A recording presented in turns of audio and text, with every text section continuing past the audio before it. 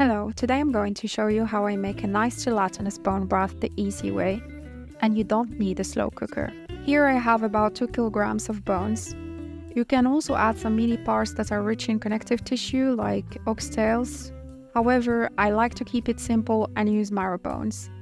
The first thing I will do is cover the bones with water and add some raw apple cider vinegar, about 3 tablespoons in total. I'm going to let it soak for about 30 minutes. The apple cider vinegar will help break down the gelatin and collagen, ensuring you get the most nutrients from your broth.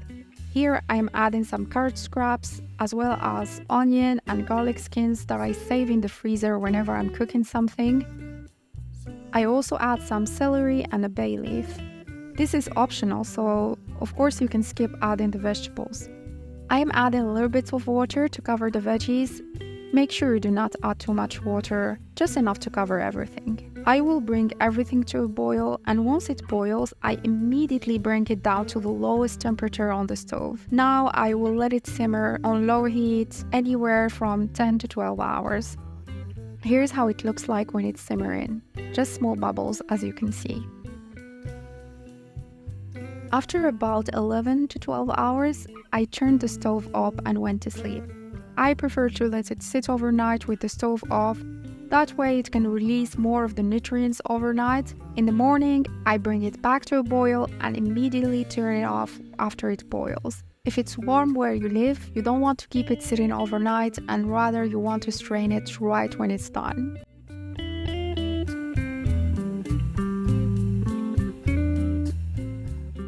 I start by removing the vegetables, then the bones. You can save the bones in the freezer and reuse them the next time you're making bone broth, together with some fresh bones, because there is plenty of nutrition you can still extract from them.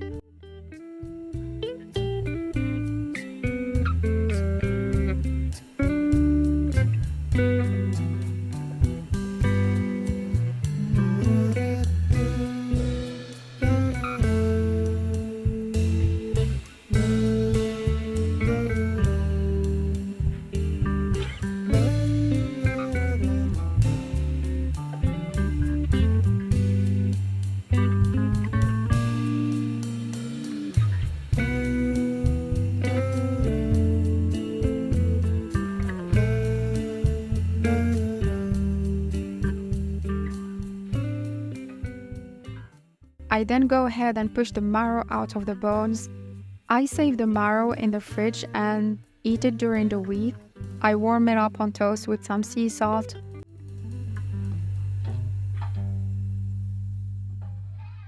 Now, after you have strained the broth, you can either keep it in a big pot, or as I am showing you here, you can also store it in glass jars.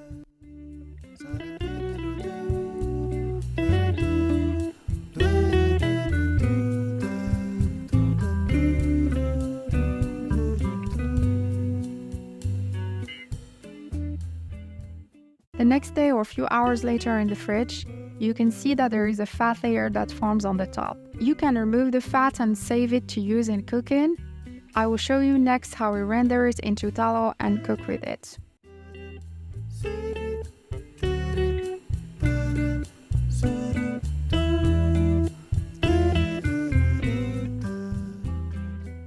Oh my god, look how gelatinous it is.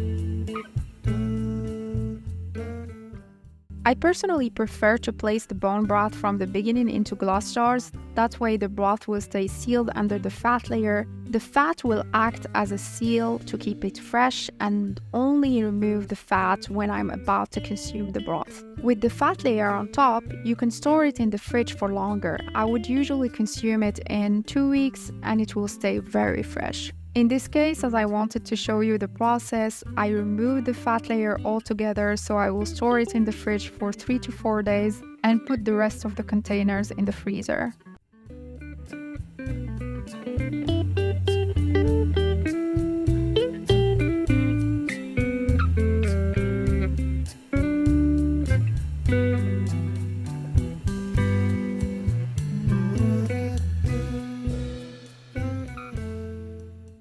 You can use bone broth in recipes, but generally I like to warm it up in the morning or whenever and add some sea salt to it. It's rich in collagen, gelatin, various amino acids, electrolytes, and helps support healthy gut, joints, and skin.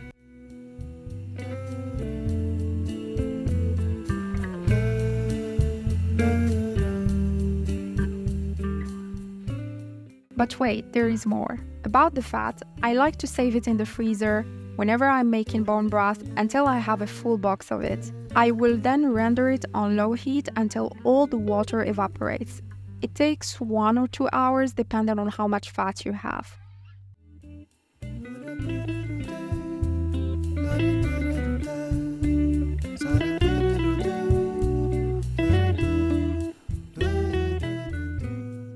Strain out all the impurities and you've got a nutrient-rich tallow that lasts for months in the fridge.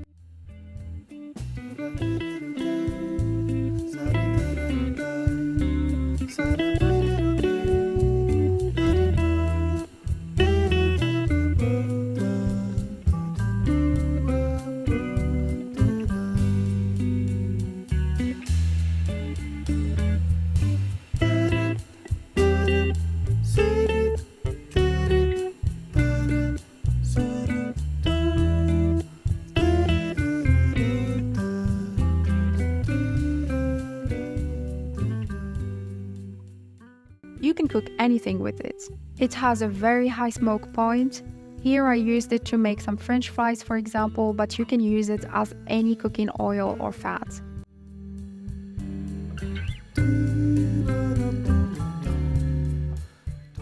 If you want to learn more about simple from scratch recipes, be sure to subscribe to my channel and check out my other videos.